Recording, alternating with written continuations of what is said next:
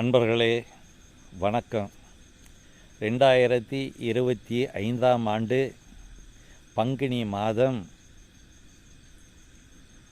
மேஷராசி அன்பர்களுக்கு ஒரு மிக சிறந்த மாதமாக அமையும்.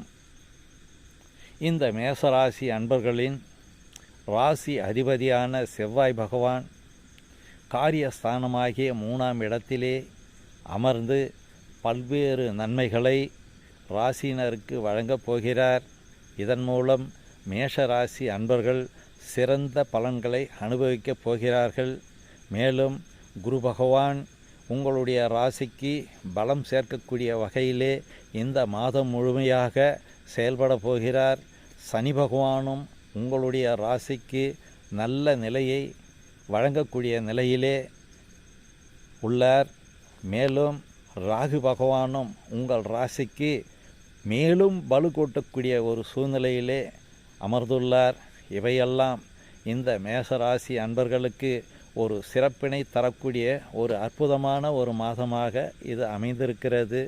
மேலும் சுக்கிர பகவானும் இவர்களுக்கு நல்ல அமைப்பையே செய்யப்போகிறார். காரணம்,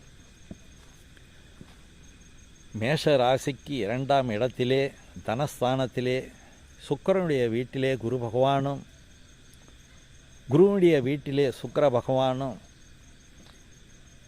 இடப்பரிமாற்றம் செய்துள்ளனர். ஆகையினால் இது ஒரு சிறந்த ஒரு மாதமாக இவர்களுக்கு அமையும். மேலும் மேஷ ராசியின் அதிபதியான செவ்வாய் பகவான் 3ஆம் இடத்திலே சஞ்சரிக்கக்கூடிய காலத்திலே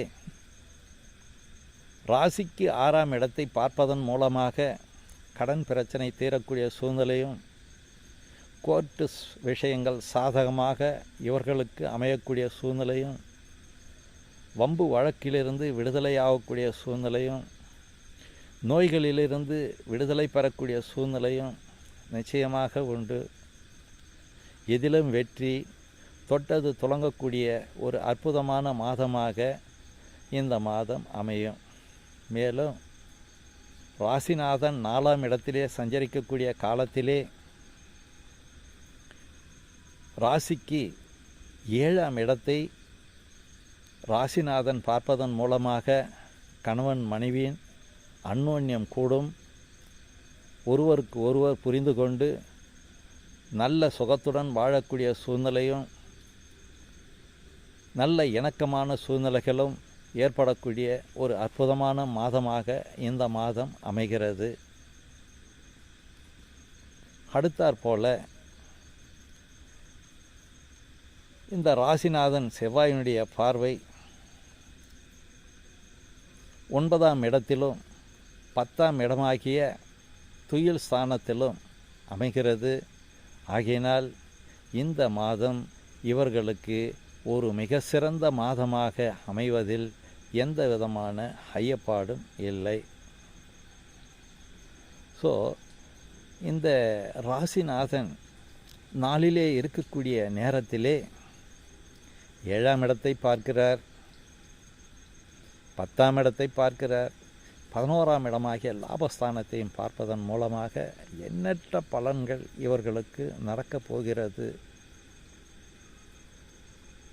பொதுவாக தந்தை வழி சொத்து சம்பந்தப்பட்ட விஷயங்கள் தீர்வுக்கு வரக்கூடிய சூழ்நிலையும், அதன் மூலம் ஆதாயங்கள் நடக்கக்கூடிய ஒரு நிலையும் நிச்சயமாக உண்டு. ஆன்மீக பயணங்கள் சிறப்பாக அமையும். கோயில் குல பிரார்த்தனைகள் சிறப்பாக அமையும். இவையெல்லாம் இந்த மேஷராசி அன்பர்களுக்கு கிடைக்கக்கூடிய ஒரு அற்புதமான கால நேரமாகும். நல்ல தொழில் அமைப்பும், தொழில் மூலம் அதிகமான லாபங்களும், தாங்கள் நினைத்தபடி கைகூடக்கூடிய ஒரு சூழ்நிலையும் நிச்சயமாக மேஷராசி அன்பர்களுக்கு உண்டு. அடுத்தாற்போல குரு பகவான் தான் நின்ற இடத்திலிருந்து இவர்களுடைய 6ஆம் இடத்தை, மேஷ ராசியின் 6ஆம் இடத்தை பார்ப்பதன் மூலமாக புதிய கடன்கள் கிடைக்கக்கூடிய சூழ்நிலையும், நல்ல பிரச்சனைகளிலிருந்து விடுபடக்கூடிய சூழ்நிலைகளும், பஞ்சாயத்துக்கள் வெற்றி பெறக்கூடிய சூழ்நிலையும் நிச்சயமாக உண்டு என்று சொல்லலாம். புதிய தொழில் தொடங்குவதற்கான சூழ்நிலைகளும் ஏற்படும்.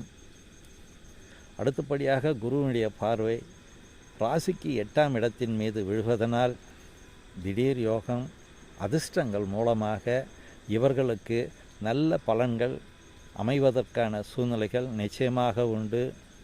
திடீர் யோகம் அதிர்ஷ்டங்கள் மூலமாக இவர்கள் எதிர்பாராத அளவுக்கு லாபங்கள் கிடைப்பதற்கான வாய்ப்புகள் உண்டு. மேலும் இந்த குரு பகவான் ராசிக்கு 10ஆம் இடமாகிய தொழில் ஸ்தானத்தை பார்ப்பதன் மூலமாக தொழில் அபிவிருத்தி அடையும், நல்ல நிலையை எய்தக்கூடிய ஒரு சூழ்நிலை ஏற்படும். ராகு பகவானும் தன்னுடைய பங்குக்கு நல்ல பலன்களையே இவர்கள் செய்ய போகிறார்கள் என்பதை கண்டிப்பாக சொல்லித்தீர வேண்டும். இந்த மாதத்திலே 29ஆம் தேதி மார்ச் மாதம் 2025 திருக்கணிதப்படி சனி பகவான் பயிற்சி அடைகிறார். இவர் மேஷ ராசிக்கு 11ஆம் இடமாகிய லாபஸ்தானத்திலிருந்து 12ஆம் இடத்திற்கு பயிற்சியாகிறார். இதன் மூலமாக மேசராசி அன்பர்களுக்கும் நல்ல பலன்களே நடக்கும் பங்குனி மாதத்திலே என்பது உறுதி.